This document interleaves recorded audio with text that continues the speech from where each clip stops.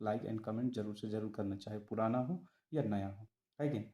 तो आज जो हम लोग पेपर का सोल्यूशन करने वाले हैं, मॉडल पेपर और मैथ्स का सॉल्व करने वाले, ठीक है सर। जो हम लोगों को सेट 1 है, तो जो इस प्रकार है, तो आप स्क्रीन पे देख रहे होंगे कि हमारे पास एक क्वेश्चन दिया हुआ है। बोल रहा है कि निम्नलिखित में से कौन सी परिमेय संख्या है। क्वेश्चन हमारा क्या है कि निम्नलिखित में से कौन सी परिमेय संख्या है। पहला √23, दूसरा पाई 0.01001 एंड डी आपके पास √225। ठीक है सर। आपको पता है कि एक परिमेय संख्या होने के लिए क्या होना जरूरी है। मेरे पास ऑप्शन में क्या दिया हुआ है, पहला ऑप्शन है आपके पास √23, पाई 0.01001 और एक ऑप्शन है √225। ठीक है। हमें पूछ रहा है कि इसमें से कौन सा परिमेय संख्या। आपको पता है कि परिमेय संख्या होने के लिए क्या जरूरी होता है सर, कि आपके पास क्या होना चाहिए, वो p/q फॉर्म में होना चाहिए। लेकिन यहाँ पे कोई क्वेश्चन आपको p/q फॉर्म में दिख रहा है, नहीं दिख रहा है ना। तो यहाँ पे ध्यान से देखिए, ये रूट में है, √23 से ये क्या होगा कि इसका आप अगर क्या बोलते हैं अभाज्य गुणनखंड कीजिएगा तो क्या इसका पेयर बन सकता है। √23 का एलसीएम ले तो कितना जाएगा, 1 दूनी 2, 1 तिया 3। ये आपके पास नहीं बन सकता। मतलब ये कैसी संख्या होगी सर, अपरिमेय संख्या। आपको पता है पाई क्या होता है, एक अपरिमेय संख्या। 0.00101 ये संख्या क्या बताना चाह रहा है कि ये संख्या अनगिनत तक भाग जा सकती है। तो जो संख्या अनगिनत भाग जाती है, जिसका भाग देना पॉसिबल नहीं पूरा कंप्लीटली, तो वो संख्या भी अपरिमेय संख्या। हमें क्वेश्चन में क्या बोला है कि आप परिमेय संख्या पता करें। तो यहाँ पे ध्यान से देखिए, ये आपके पास √225 है। ये भी संख्या आपका p/q फॉर्म में नहीं है, लेकिन ये आपके पास √225 को जब आप अभाज्य गुणनखंड कीजिएगा 225 का, तो कितना से जाएगा, 5 चौका 20, 2 बज गया, 5 9 45, 5 चौका 20, ओ सॉरी 5 पचे 25, 5 नवा 45 और 3 तिया 9। तो ये आपके पास क्या हो गया सर, 5 का पेयर बन गया और 3 का पेयर बन गया। मतलब आप इसको क्या लिख सकते हैं, 15 लिख सकते हैं। और इसके नीचे कुछ नहीं तो कितना है सर, 1। ठीक है। तो ये आपके पास 1 है। तो ये √225 को हम लोग क्या लिख सकते हैं, 15। और इसके नीचे कुछ नहीं तो कितना सर, 1। और आपको पता है कि जिस संख्या को आप रूट से निकाल सकते हैं, एक सिंपल नंबर में चेंज कर सकते हैं और p/q फॉर्म में आता है, तो वह संख्या क्या कहलाता है सर, एक परिमेय संख्या कहलाता है। तो ये आपका अपरिमेय, ये अपरिमेय, ये भी अपरिमेय और ये आपके पास परिमेय। तो परिमेय होने के लिए 2 शर्त होना जरूरी है। इस क्वेश्चन देखिए, हमें क्वेश्चन भी बनानी है और कॉन्सेप्ट भी सीखनी है। तो क्वेश्चन हम लोगों ने बना लिया कि इसका आंसर क्या होगा इस क्वेश्चन का, कि फर्स्ट नंबर क्वेश्चन का आंसर होगा डी होगा। क्या होगा, डी होगा। लेकिन कॉन्सेप्ट हम लोगों ने क्या सीखा कि अगर किसी भी संख्या को अगर p/q फॉर्म में लिखते हैं तो एक परिमेय संख्या होगा, और अगर वो संख्या आपके पास रूट में है और उसका जोड़ा बन के निकल जा रहा है, तो वो संख्या भी क्या कहलाता है सर, परिमेय संख्या कहलाता है। और आपके पास अपरिमेय संख्या जो संख्या को भाग दे और वो कंटिन्यूसली भाग जाए तो अपरिमेय संख्या, रूट में रहे ना निकले जोड़ा बन के, तो वो भी क्या होता है सर, अपरिमेय संख्या होता है। और या पाई या जी ऐसे मान होते हैं, वो क्या होता है सर, अपरिमेय संख्या होता है। तो आप लोगों को समझ में आ गया होगा ये अपरिमेय संख्या और परिमेय संख्या में क्या अंतर है। ठीक है, चलिए दूसरा क्वेश्चन चलते हैं। देखिए, दूसरा क्वेश्चन आपके स्क्रीन में है। बोल रहा है निम्न में से कौन सी संख्या 3 और 4 के बीच में स्थित है। बोल रहा है निम्न में से कौन सी संख्या 3 और 4 के बीच में स्थित है। मतलब हमें पता करना 3 और 4 के बीच में कौन सी संख्या, मतलब 3 और 4 के बीच में हमने एक परिमेय संख्या निकालना है। तो आपको पता है किसी दो संख्या के बीच में आपको एक तीसरा संख्या निकालना होता है। तो कैसे निकालते हैं सर, कुछ नहीं करना होता, बस उस दोनों संख्या को आपस में जोड़ दो और 2 से भाग दे दो। ठीक है। तो आपके पास कितना, 3 और 4 7 और नीचे कितना 2, तो 7/2। तो इस संख्या का आंसर 7/2। अब देखिए ऑप्शन में आपके पास क्या है, ऑप्शन 1 में 7/2, ऑप्शन 2 में 7/5, ऑप्शन 3 में 3/2 और ऑप्शन डी में आपके पास इनमें से कोई नहीं। तो मेरा आंसर कहाँ पे आ रहा है सर, 7/2। तो जब किसी भी संख्या के बीच में एक परिमेय संख्या निकालना है तो उन दोनों संख्या को आपस में क्या करना है सर, जोड़ना है और 2 से भाग दे देना है। तो इसका कॉन्सेप्ट क्या मेरे पास आया सर, कि ए संख्या और बी संख्या दोनों को जोड़ दे तो हमें एक तीसरा संख्या प्राप्त हो जाता है। ठीक है सर। चलिए अब थर्ड क्वेश्चन की ओर चलते हैं। थर्ड क्वेश्चन में क्या बोल रहा कि √5 - 2, √5 - √2 ब्रैकेट √5 + √2 बराबर क्वेश्चन मार्क्स। ऑप्शन हमारे पास इस प्रकार है, 4 ऑप्शन। अब देखिए क्वेश्चन में हमें क्या बोल रहा है कि √5 माइनस √2 ब्रैकेट √5 प्लस √2, दो संख्या हमें दे दिया है। अब इन संख्या का हमें सॉल्यूशन करना है और आंसर प्राप्त करना है।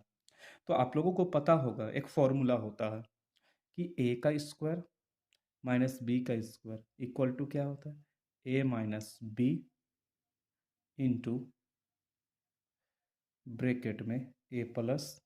अच्छा, आप लोगों को थोड़ा सा स्क्रीन में नहीं दिख रहा होगा, थोड़ा सा मैनेज करते हैं।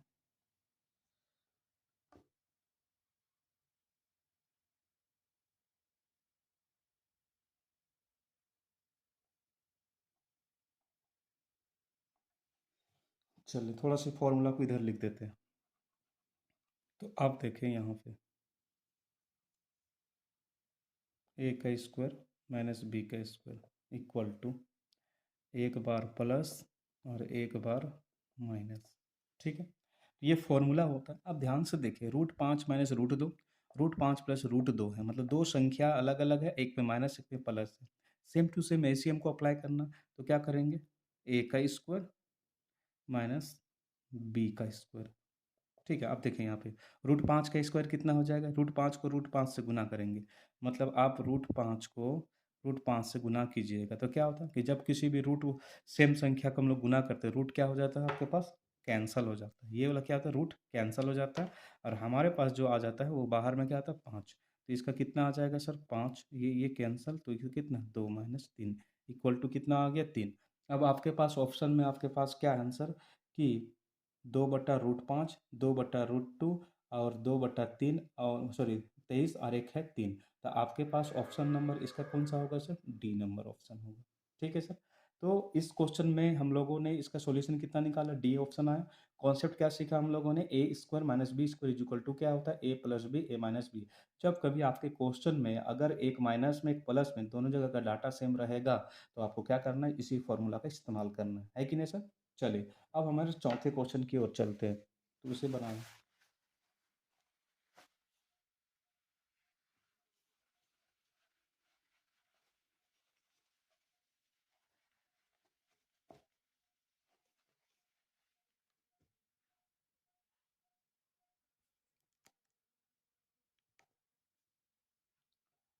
चलिए चौथे क्वेश्चन आपकी स्क्रीन पे है, देखिए जरा। 32 का पावर 2/5 बराबर है, ऑप्शन 2, 4, 8, 16। ठीक है, चलिए इसे सॉल्व करते हैं। चौथा नंबर क्वेश्चन, 32 का पावर 2/5 बराबर होता है, इस क्वेश्चन को हल करेंगे। तो सर इस क्वेश्चन को हल करने से क्या करना पड़ेगा, आप सबसे पहले इसका फैक्टराइजेशन कीजिए, गुणनखंड कीजिए। तो कैसे करेंगे, आप 32 का एलसीएम लीजिए, तो 32 का कितना, 2 16 से जाएगा, 2 8 से हो जाएगा, 2 चौके 8 होगा और 2 दूनी 4 हो जाएगा और 2 एका 2। अब देखो कितना बार 2 आ रहा है, 1 2 3 4 5, इस 32 के जगह में आपको क्या लिख देना है, 2 का पावर 5 लिख देना है। ठीक है सर, और बाहर में जो है 100 को लिख देना है। आपको पता होगा एक फॉर्मूला होता है कि अगर किसी नंबर का पावर है और फिर उसका भी पावर है, तो उसमें क्वेश्चन आंसर क्या हो जाता है, फॉर्मूला क्या होता है कि दोनों पावर को आपस में क्या करते हैं, गुना कर देते हैं। अच्छा, आप लोगों को इधर दिख नहीं रहा होगा, देखिए ये वाला फॉर्मूला यहीं पे लिख देते हैं, ए का पावर m और उसका पावर कितना है, n है, तो ये क्या हो जाता है, पावर आपस में गुना हो जाता है। इसको याद रखना है कि जब कभी भी आपके पास पावर और पावर रहेगा तो पावर को आपस में क्या करना है, गुना कर देना है। ठीक, ध्यान से देखिए यहाँ पे 2 का पावर 5 है और उसका भी पावर कितना है, 2/5 है। तो आपका क्या हो जाएगा सर, ये 5 से 5 कैंसल हो जाएगा, तो आपके पास क्या बचेगा, 2 और ऊपर पावर 2, और 2 का पावर 2 को क्या लिख सकते हैं सर, आप 4 लिख सकते हैं। तो इसका जो ऑप्शन है आप देखें यहाँ पे कौन सा ऑप्शन आपका पास हो जाएगा सर, 4 का आपके पास बी नंबर हो जाएगा। तो इस क्वेश्चन का आंसर आपके पास क्या हो जाएगा, बी नंबर हो जाएगा। ठीक है, 5 नंबर का क्वेश्चन अब चलते हैं। ठीक, तो 5 नंबर का क्वेश्चन हमें क्या बोल रहा है कि इनमें से एक बहुपद नहीं है, बोल रहा है इनमें से कौन एक बहुपद नहीं है। तो इस क्वेश्चन सारे क्वेश्चन को हमको देखना पड़ेगा। आपको पता है कि बहुपद होने के लिए, बहुपद नहीं हो उसके लिए क्या होना जरूरी होता है कि कभी भी किसी भी चर संख्या का पावर क्या होता है सर, माइनस में कभी भी नहीं होना चाहिए। ठीक। दूसरी बात कि चर संख्या कभी भी बट्टा में नहीं होगा।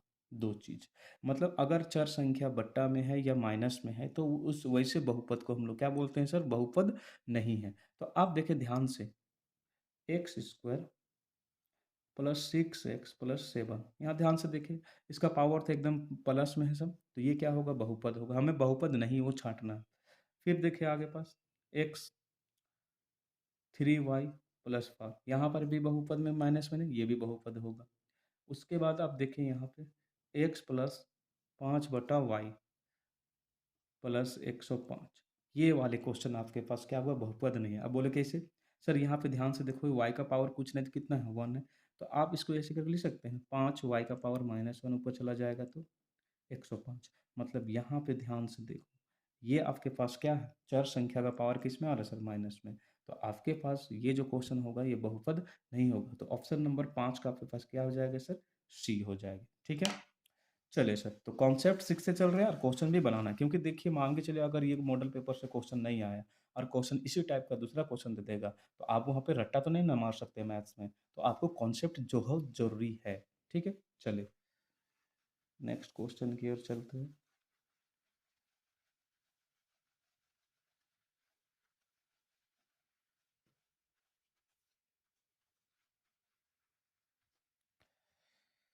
चलिए नेक्स्ट क्वेश्चन, 7 नंबर क्वेश्चन। तो 7 नंबर क्वेश्चन में क्या बोल रहा है कि 5x का पावर 3, 5x का पावर 3 प्लस 4x का पावर 4 प्लस 7x प्लस 12 का घात ज्ञात करना है। 5x स्क्वायर, 4x का पावर 4, 7x प्लस 12, ये आपके पास एक बहुपद है और इसे हमें घात ज्ञात करना है इस बहुपद का। तो आपके पास कॉन्सेप्ट आपको पता होना चाहिए कि किसी भी बहुपद का घात अगर ज्ञात करते हैं तो उसमें देखा जाता है कि उसके जो भी बहुपद दिया है उसमें से किस बहुपद का चर संख्या का मैक्सिमम पावर कितना है सर? मैक्सिमम कितना पावर है वही उसका क्या होता है सर? घात कहलाता है। तो आप ध्यान से देखिए, यहाँ पे आपके पास क्या है सर? 3 है घात, यहाँ पे पावर कितना है? 3 है, यहाँ पे 4 है और यहाँ पे कुछ नहीं तो 1 है। अब बताइए 3, 4, 1, 3, 4, 1 में से कौन ज़्यादा बड़ा है? कौन बड़ा है? तो आप देखिए यहाँ पे बेसिकली क्या है, तो ज़ाहिर-सी बात है कि 4 बड़ा है। तो इस बहुपद का जो घात होगा मैक्सिमम या घात बोल सकते हैं, तो इसका घात कितना होगा सर? आपके पास 4 होगा। तो अगर कोई क्वेश्चन में आपको बोल रहा है कि बताइए, कोई बहुपद दे दिया और उसका मैक्सिमम पावर पूछ रहा है, मतलब उसका घात पूछ रहा है, तो आपको कुछ भी नहीं करना। आपको देखना है कि उसका जो आपके पास जो इंग्लिश लेटरवा है ना, लेटरवा, इंग्लिश लेटरवा का मैक्सिमम पावर ना देखना, ज़्यादा बड़का वाला नंबर देखना है कि किस लेटरवा का पावर या किस एक्स में ज़्यादा नंबर, बड़का नंबर लिखा हुआ है। तो वो जो बड़का नंबर होगा वही आपका क्या हो जाएगा सर? आपका पास घात हो जाएगा उस बहुपद। तो आई होप आप लोगों को ये समझ में आ गया। तो इस हिसाब से आपके पास इसका जो आंसर होगा वो आपके पास क्या होगा सर? बी नंबर होगा। ठीक। 8वां नंबर क्वेश्चन देखें, बोलता है कि पी एक्स बराबर x cube x square x plus 1 को x प्लस 1 से विभाजित करते हैं तो शेषफल ज्ञात करना है। बोल रहा है कि ये आपके पास ये नंबर है और x प्लस 1 मान लेते हैं इसको gx, इससे इसको भाग देना है। तो पूछ रहा है कि बताइए इसका शेषफल क्या होगा? ठीक है सर। तो शेषफल कैसे निकालेंगे? आपको एक तरीका क्या होता है कि भाग देने के हिसाब से, मतलब ये वाला काम कीजिएगा, x प्लस 1 को बाहर रखें और इसको x का पावर 3 प्लस एक्स स्क्वायर को अंदर रखें और उसको भाग देते रहेंगे शेषफल निकालने के लिए, ये कर सकते हैं। लेकिन एक सबसे शॉर्टकट तरीके ये होता है, कुछ नहीं करना, आपको क्या करना है, gx को पहले आप जीरो मान लें। मतलब आपके पास x प्लस 1 बराबर जीरो, तो x बराबर कितना आ जाएगा पास? आपके पास -1 आ जाएगा। अब इस x का वैल्यू -1 आया, इसमें रख दीजिए, जहाँ जहाँ x है वहाँ पे -1 रख दीजिए और जो बच जाएगा नंबर वही आपके पास क्या हो जाएगा सर? आपका शेषफल हो जाएगा। तो चले p, तो यहाँ पे -1 रख दिए बराबर, यहाँ पे x है -1 और पावर 3 है, प्लस -1 का स्क्वायर प्लस माइनस और प्लस 1। ठीक। अब इसे सॉल्व करें तो -1 को 3 बार गुना कीजिएगा तो माइनस माइनस 1 ही आएगा। फिर -1 को 2 बार गुना कीजिएगा तो 1 आएगा। फिर -1 तो -1 प्लस माइनस माइनस और फिर +1। अब ध्यान से देखें यहाँ पे माइनस और प्लस कैंसल, माइनस और प्लस कैंसल, तो बच गया कितना सर? 0। तो मतलब इस प्रश्न का जो हल होगा वो कितना हो जाएगा सर? ऑप्शन में हम लोग देखते हैं ए नंबर होगा, ए नंबर पे 0 है।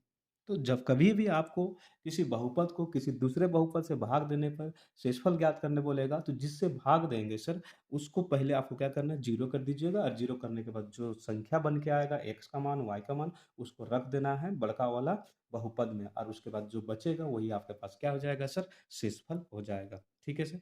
चलिए अब चलते हैं आगे।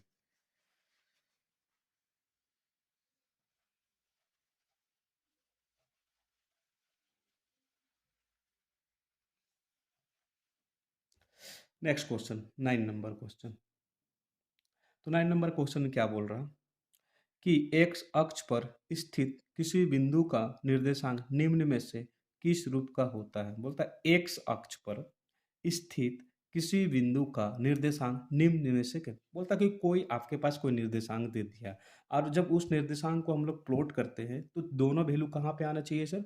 मतलब एक्स लाइन पे आ जाता है। तो उसका निर्देशांक आखिर कितना होता है? जैसे आपको पता होना चाहिए कॉन्सेप्ट क्या? जैसे मान चले हम लोग 2, 0 लेते हैं। अब इस निर्देशांक को जब हम लोग प्लॉट करेंगे तो कैसे प्लॉट होगा सर? तो एक्स का वैल्यू कितना? 2, तो 1, 2 तो यहाँ पे 2 आ गया और y का वैल्यू कितना सर? 0। अब देखो ध्यान से, ये दोनों जो वैल्यू आ रहा है कहाँ पे आ रहा है सर? एक्स लाइन पे आ रहा, एक्स लाइन पे आ रहा। तो वही चीज़ कहना चाह रहा है कि जब आपका एक्स निर्देशांक होता है, एक्स अक्ष पर कोई निर्देशांक को रखते हैं, तो उसका वैल्यू हम लोग आखिर में कितना लेते हैं? तो आप ध्यान से देखिए कि पहला हम लोग वैल्यू कितना ले रहे हैं? 2 और अगला वैल्यू कितना ले रहे हैं? 0 तभी जाके दोनों पॉइंट कहाँ पे आ रहा है सर? एक्स लाइन पे आ रहा। अगर यहाँ पे हम लोग 3 लेते, तो वो जो दोनों पॉइंट था वो नहीं आता, वो क्या होता? कुछ इधर आ जाता और एक ठो इधर आ जाता। तो हमें ऐसा नंबर लेना है, ऐसा निर्देशांक लेना है जो कि क्या होगा उसको प्लॉट करने पे, उसको सजाने पे कहाँ पे आ जाएगा सर? सूतल लाइन पे दोनों आ जाना चाहिए। तो ये कब होगा सर? जब आप एक्स का कुछ ना कुछ वैल्यू लीजिएगा और वाई का वैल्यू को 0 रखिएगा तभी जाके ये पॉसिबल होगा। तो कहने का मतलब मेरे पास क्या होगा? एक्स का वैल्यू कुछ ना कुछ होगा और वाई का वैल्यू एनी हाउ किसी भी हालत में क्या होगा सर? वो 0 ही होगा। जब उसको 0 रखेंगे तभी जाके क्या होगा सर? आपके पास क्या होगा? वो एक्स अक्ष पे आएगा। आप ट्राई कर सकते हैं -3, 0 फिर इसको प्लॉट कीजिए, तो देखिए -3 है, तो 1, 2, 3 तो ये -3 और y का वैल्यू कितना है? 0 तो ये आपके पास कहाँ चला गया सर? ये -3 और दोनों को मिला दीजिए, तो कौन-सा लाइन पे आ रहा? एक्स लाइन पे आ रहा। तो कहने का मतलब एक्स अक्ष निर्देशांक होगा तो क्या होगा उसका वैल्यू क्या होगा? x, 0 और जब y अक्ष के बारे में बोलेगा, ये x अक्ष का है। और y अक्ष का बोलेगा तो 0 का मतलब ऐसा लेना है कि मतलब y लाइन पे चला जाएगा। तो ए x का वैल्यू कितना होगा? 0 और y का वैल्यू कुछ ना कुछ होगा। तो x अक्ष का निर्देशांक क्या होता है? x, 0 और y अक्ष का निर्देशांक क्या होता है सर? आपके पास होता है 0, y होता है। ठीक है? आई होप आप लोगों को ये गेन हो गया। तो ऑप्शन हमारे पास जो होगा इसका ऑप्शन कितना हो जाएगा सर? सी नंबर होगा। ठीक? चलिए 10 नंबर क्वेश्चन में बोलता मूल बिंदु का निर्देशांक बोल रहा। अब मूल बिंदु का निर्देशांक, तो मूल बिंदु क्या होता है सर? जहाँ से किसी चीज़ का जहाँ पे दोनों अक्ष का शुरुआत होता है। तो आप ध्यान से देखिए, आपके पास क्या है कि ये जो होता है ये सेंटर पॉइंट होता है। तो सेंटर से इधर से स्टार्ट होता है, यहाँ से स्टार्ट होता है तो यहाँ पे हम लोग क्या लेते हैं? 0, 1, 2 फिर अगर इधर जाना हो गया y अक्ष पे तो यहाँ पे क्या 0, 1, 2, 3 मतलब इस पॉइंट पे क्या होता है सर? x का वैल्यू भी 0 होता है और y का वैल्यू भी क्या होता है सर? 0। तो मूल बिंदु का निर्देशांक क्या होता है सर? आपके पास 0, 0 होता है। इंपॉर्टेंट क्वेश्चन इसको याद रख लीजिए, ठीक है? तो कभी भी आपके एक्स अक्ष के बारे में तो x, 0 y अक्ष के बारे में 0, y और मूल बिंदु का निर्देशांक क्या होता है? 0, 0 ठीक है सर? मूल मतलब क्या होता है? जहाँ से शुरुआत होता है। तो एक्स अक्ष का कोई भी बिंदु अगर हम लोग लेते हैं तो 0, 1, 2, 3 y का भी तो 0, 1, 2, 3 लेते हैं, ठीक? तो इस हिसाब से इसका जो आंसर हो गया मूल बिंदु का निर्देशांक उसका भी आंसर क्या हो गया? सी हो गया, ठीक? चलिए नेक्स्ट क्वेश्चन देखिए। अब बोल रहा है बिंदु 0, -7 कार्त तल में स्थित है। अभी कार्त तल में क्या होता है सर? कार्त तल का मतलब होता है क्वाड्रेंट। अब ध्यान से देखिए, अगर आप अक्ष बनाते हैं तो आपके पास कितने मतलब प्लस ये एक्स अक्ष हो गया, ये -x हो गया, ये +y हो गया, ये माइनस। तो ये पहला आ रहा, तो इसको पहला कार्तीय बोलते हैं। इसको क्या बोलते हैं? दूसरा कार्तीय बोलते हैं। इसको तीसरा कार्तीय, इसको चौथा कार्तीय बोलते हैं। तो हमें क्वेश्चन क्या दे दिया है कि 0, -7 को आप प्लॉट कीजिए और बताना है कि first quadrant, second quadrant, third quadrant या फोर्थ क्वाड्रेंट, पहला कार्ड, दूसरा कार्ड, तीसरा या चौथा पे आता है। तो ध्यान से देखिए, इसको प्लॉट करें, प्लॉट कर लो अगर नहीं जाना होगा तो 0 है तो 0 तो यहाँ पे स्टार्ट होता है। -7 तो -7 कहाँ पे सर, 1 2 3 मतलब -7 यहाँ पे आ रहा है। अब जब इसको प्लॉट कर ही लिए हैं तो आप ध्यान से देखें, आपके पास क्या हो रहा है सर, ये आपके पास वैल्यू 0 है और y का वैल्यू आपके पास कितना आ जा रहा है सर, -7। तो यहाँ पे क्या होगा सर, ये आपके पास तो प्लस प्लस होता है, ये आपके पास प्लस माइनस होता है और ये दोनों के दोनों ही माइनस होते हैं और यहाँ पे क्या होता है, प्लस माइनस होता है, मतलब सॉरी माइनस,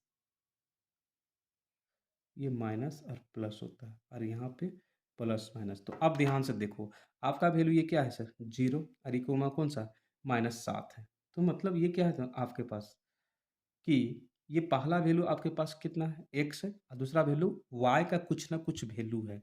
तो आपको पता है कि मैंने क्या बताया था कि जब आपके पास x का वैल्यू 0 हो और y का वैल्यू कुछ ना कुछ आता है तो वो किसी भी कार्य में नहीं आता, 1 2 3 4 में नहीं आता, वो किस में चला जाता है सर, y अक्ष में चला जाता है। तो इसका जो आंसर होगा वो y अक्ष, ऑप्शन डी वाला आंसर होगा। क्या होगा, ऑप्शन डी वाला होगा। ठीक है, चलिए अब नेक्स्ट चलते हैं क्वेश्चन।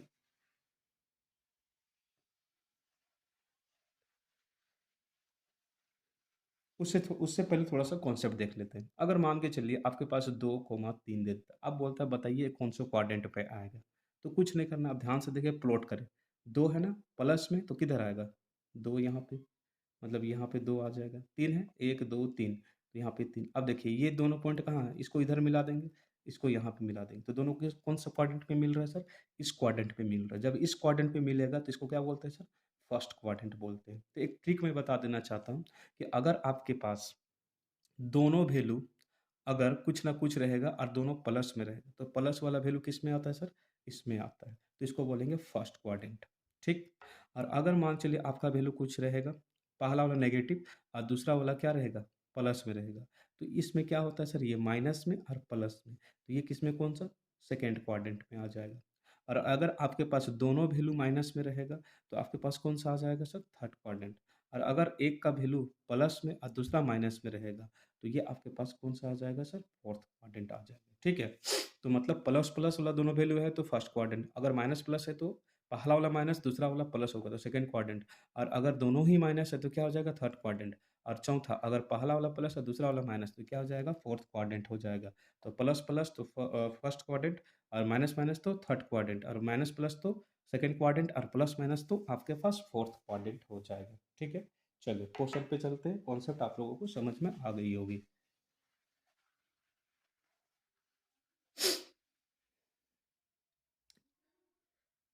नेक्स्ट क्वेश्चन देखते हैं, 12 नंबर क्वेश्चन। 12 नंबर क्वेश्चन में क्या बोल रहा है कि यदि x बराबर 1 है और y बराबर 2 है, रैखिक समीकरण 3x प्लस 2y है, तो k का मान ज्ञात करना है। बहुत आसान क्वेश्चन बोल रहा है, x का मान 1 है, y का मान 2 है और एक समीकरण दे दिया है, रैखिक समीकरण ये, और आपके पास क्या बोल रहा है कि बताइए इसका मान, k का मान कितना होगा। कुछ नहीं करना है सर, x का मान को यहाँ रख देना, y का मान को यहाँ रख देना। तो x तथा y का मान रख दें यहाँ पे, तो 3 × 1 प्लस 2 × 2 बराबर k। तो इसको सॉल्व कीजिएगा तो 3 एका 3, 2 दूनी 4 बराबर के, तो कितना आ गया 7, मतलब के का मान कितना आ गया सर, 7। तो जब कभी भी आपके पास ऐसा रहेगा तो बस दोनों वैल्यू को रख देना और आराम से आंसर उसका आ जाएगा। तो ऑप्शन आपके पास ये क्या हो गया सर, ए। अब कॉन्सेप्ट इसमें क्या होगा सर, कि जब भी ऐसे के का मान, पी का मान, डी का मान, टी का मान बोलेगा तो और एक्स और वाई का मान दिया रहेगा तो उस दोनों वैल्यू को उठा के उस समीकरण में रख देना है। ठीक है सर। अब रही बात ये कि सर ये कौन सा समीकरण है, तो आपको पता होगा कि ए एक्स प्लस बी वाई ये रैखिक समीकरण का फॉर्मूला है। एग्जाम में अगर आएगा तो ये आपको याद रखना है। रैखिक समीकरण काहे बोलते हैं सर? क्योंकि ये जो चर संख्या है, इन चर संख्या का समीकरण कितना है सर आपके पास? पावर कितना है सर? 1 है। जिस कारण क्या कहलाता है सर? रैखिक। तो जिन बहुपदों का पावर मतलब चर संख्या का पावर कितना होता है सर? 1 होता है, मतलब एक होगा। चर संख्या का पावर एक होगा तो उसको क्या बोलेंगे सर? रैखिक बहुपद बोलेंगे, या रैखिक समीकरण बोलेंगे। और जब वही प्लस माइनस के टर्म में रहेगा तो वही रैखिक बहुपद क्या कहला जाएगा? रैखिक समीकरण में कहला जाएगा। जहाँ पे आपके पास ए और बी और सी एक संख्या होते हैं, जैसे 1, 2, 3, 4, 5, 6, 7 ऐसे नंबर होते हैं, ठीक सर? तो रैखिक बहुपद किसको या रैखिक समीकरण किसको बोलते हैं? जब 2 अलग-अलग वाले चर संख्या आपस में प्लस में हो और उन चर संख्याओं का पावर कितना होता है सर? 1 होता है, तो उसे क्या कहते हैं सर? हम लोग रैखिक बहुपद या रैखिक समीकरण कहते हैं। आई होप आप लोगों को समझ में आ गया होगा। चलिए 13 नंबर क्वेश्चन देखते हैं। तो 13 नंबर क्वेश्चन में क्या बोल रहा है? एक्स अक्ष का समीकरण क्या होगा? बोल रहा है एक्स अक्ष का समीकरण क्या होगा? तो एक्स का वैल्यू कुछ ना कुछ होता है, लेकिन आपके पास वाई का वैल्यू क्या होता है? 0 होता है। तो एक्स अक्ष का समीकरण पूछ रहा है, तो एक्स अक्ष का समीकरण बराबर एक्स कोमा 0 होगा। तो आपके पास एक्स कोमा 0 मतलब वाई का वैल्यू यहाँ पे क्या हो रहा है सर? 0 होगा। तो आपके पास जो आंसर होगा वो आपके पास क्या होगा? ऑप्शन बी हो जाएगा। आई होप आप लोगों को यहाँ तक समझ में आ गया। चलिए 14 नंबर क्वेश्चन। 14 नंबर क्वेश्चन में क्या बोलता है? रैखिक समीकरण 2x प्लस वाई का हल क्या होगा? बोल रहा है इसका हल क्या होगा, मतलब एक्स और वाई का क्या मान रखेंगे जो हमारे पास क्या होगा सर? वो उसका समीकरण हल निकल जाएगा। तो अब ध्यान से देखिए, बहुत आसान क्वेश्चन है, इसमें कुछ नहीं, बाय ऑप्शन से चलना होता है। ध्यान से देखिए, मतलब एक्स का यहाँ पे कौन सा मान रखेंगे और वाई का मान कौन सा रखेंगे जो दोनों साइड क्या हो जाएगा? बराबर। तो ऑप्शन वन में देखिए आपके पास क्या दिया? एक्स का मान दो और वाई का मान दो। अगर यहाँ पे रखिएगा ऑप्शन से, तो ये कितना? 2 दूनी 4 हो जाएगा और यहाँ पे 2 बराबर 5, इधर 6 और उधर 5, क्या बराबर आ रहा? नहीं आ रहा, मतलब ये समीकरण का हल नहीं है। दूसरा ऑप्शन क्या है? एक्स का मान 1 है और वाई का मान कितना है? 2 है। तो एक्स का मान 1 रखिए, तो एक्स का मान 1 रखेंगे और वाई का मान कितना? 2 है और उधर बराबर 5, 2 एका 2 4 बराबर 5, ये भी हल नहीं है, मतलब पहला और दूसरा कैंसल आउट। अब तीसरा देखें, एक्स का मान कितना है? 2 है, तो समीकरण में रख रहे हैं, तो 2 दूनी और प्लस वाई बराबर 5। तो अब ध्यान से देखिए, तो 2 दूनी 4 और 1 5, मतलब दोनों साइड आपके पास कितना हो जाएगा? बराबर। तो इस तरह के जब क्वेश्चन रहेंगे ना कि पूछेगा कि इसका हल क्या है, उसका हल क्या है, तो आपको क्या करना है कि उनको ऑप्शन के थ्रू सॉल्व करना है और उसको क्या कर देना, अगर दोनों साइड बराबर आ रहा है तो समझ जाइए आपके पास आंसर वही वाला होगा जिसके द्वारा वो दोनों साइड से बराबर आया। तो आई होप आप लोगों को समझ में आ गया होगा। चलिए अब दूसरे क्वेश्चन की ओर चलते हैं। अब 15 नंबर के क्वेश्चन।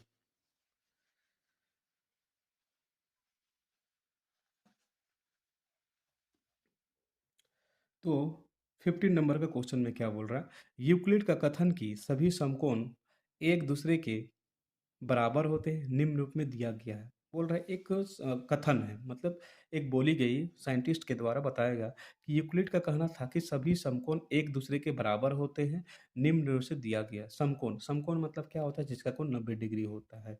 एक उपपाती, एक अभिगृहित, एक परिभाषा, एक अभिधारणा है। परिभाषा, तो मतलब वो क्या है? समकोण एक आपस में बराबर होते हैं, तो ये एक परिभाषा है। तो 15 नंबर का आंसर जो होगा वो डायरेक्ट क्या होगा सर? सी हो जाएगा। चलिए क्वेश्चन आगे चलते हैं 16 नंबर क्वेश्चन में।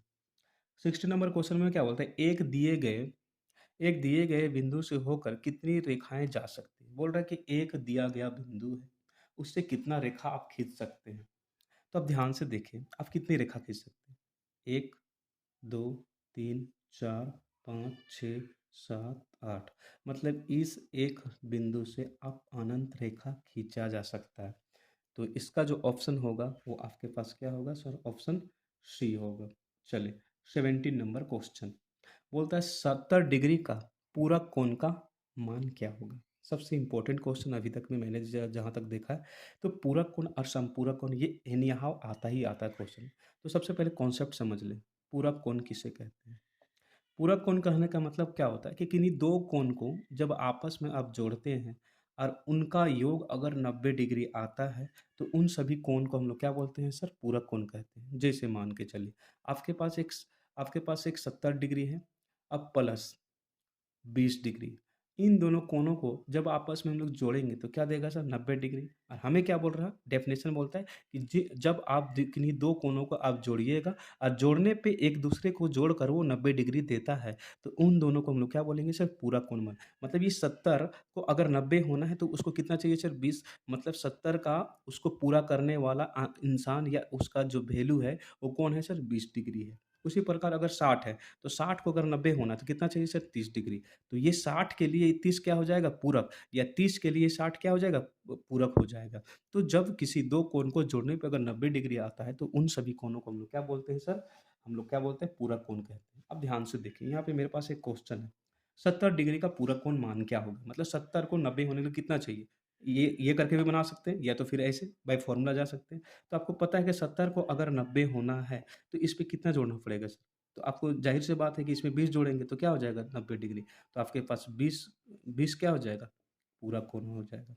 या बाय फॉर्मूला जा सकते हैं क्योंकि आपको पता है angle X angle Y is equal to 90 degree. हमको पता वाला एंगल कितना है 70 डिग्री है। नहीं पता वाला नहीं पता है उसको वाई मान के चलते 90 डिग्री। तो वाई बराबर कितना हो जाएगा 90 माइनस 70 हो जाएगा। तो वाई बराबर मेरे पास कितना हो जाएगा 20 डिग्री। तो इस हिसाब से यहाँ से भी आप निकाल सकते हैं 20 डिग्री और इधर से भी। तो पूरा कोण जब भी बोले तो आपको क्या करना है जितना दिया हुआ उसको 90 से माइनस कर देना है, ठीक है। जैसे हमको बोलता है कि बताइए 50 डिग्री का पूरा कोण कितना हो, तो 90 में से 50 घटाइए तो कितना हो जाएगा सर आपके पास 40 डिग्री। ठीक है। सिंपल सा क्या करना है पूरा कोण में 90 से माइनस करना है। और समपूरक का भी देख लेते हैं हम लोग कौन सी।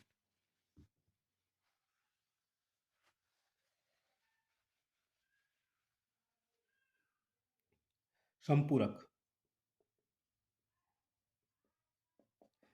समपूरक बोला जाता है सर किसी दो एंगल को जोड़ो और उसको जोड़ने पे क्या होता है सर 180 डिग्री मतलब स्ट्रेट एंगल के बराबर आता है। तो उसको हम लोग क्या बोलते हैं संपूरक कोण। जैसे मान के चलिए आपके पास बोल दिया 110 डिग्री। अब बोला कि इसका संपूरक कोण निकालें। तो आपको क्या करना है हमको y का पता नहीं तो इसको कितना 180 डिग्री। तो y इज इक्वल टू कितना हो जाएगा सर 180 माइनस 110 डिग्री। घटाइएगा तो कितना हो जाएगा 70 डिग्री। मतलब आपके पास कितना हो जाएगा 70 डिग्री हो जाएगा। या ये नहीं कर सकते तो आप क्या करें आप क्या कीजिएगा कभी भी निकालने बोलेगा तो बस क्या करना समपूरक वर्ड बोला तो समझ में जाना है 180 में से जितना का बोल रहा है 110 का निकालने बोल रहा है ना तो 110 को माइनस कर दे जीरो 8 में 7 एक जीरो 70 डिग्री। अगर यही चीज़ बोलता कि आपके पास पूरक कोण तो कितना से माइनस करते सर 90 से मान के चलिए 30 माइनस कर रहे हैं कितना हो जाएगा 60 डिग्री। तो अगर आपके पास समपूरक बोलेगा तो 180 से यहाँ पे मैं रफली बता देता हूँ ठीक है मिटा के। अगर आपके पास समपूरक तो आपको क्या करना है सर 180 से माइनस। और अगर आपके पास पूरक बोला तो आपको क्या करना है सर 90 डिग्री से माइनस करना। इस फॉर्मूला को लिख ले दिमाग में छाट ले कि अगर समपूरक बोले तो 180 से माइनस करना है और पूरक बोलेगा तो 90 से माइनस करना है कि नहीं सर।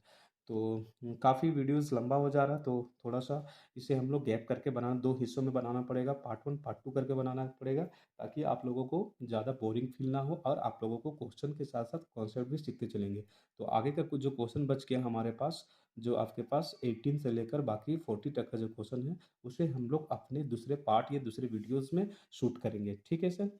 तो अगर आप लोगों को मेरा वीडियोस या मेरा कॉन्सेप्ट आपको बताना अच्छा लगता है तो प्लीज़ गाइस आप लोग ज़रूर से ज़रूर सब्सक्राइब ज़रूर कीजिएगा और एक दूसरे के बीच में शेयर करें। और अगर आप लोगों को जिस पार्ट में वीडियो में अच्छा लगता है या जो चीज़ आप लोगों को समझ में आया होगा या नहीं भी आया तो प्लीज़ से प्लीज़ आप लोग ज़रूर से ज़रूर कमेंट करें क्योंकि कमेंट करने से हमें एक तरह का एक ऊर्जा मिलता है जिसके कारण क्या करते हैं कि यार चलो यार अच्छे से अच्छे बताने की कोशिश करते हैं हाँ आप किसमें क्या करना है कि नहीं। तो कमेंट एकदम आपको एनी हाउ करना है कि नहीं।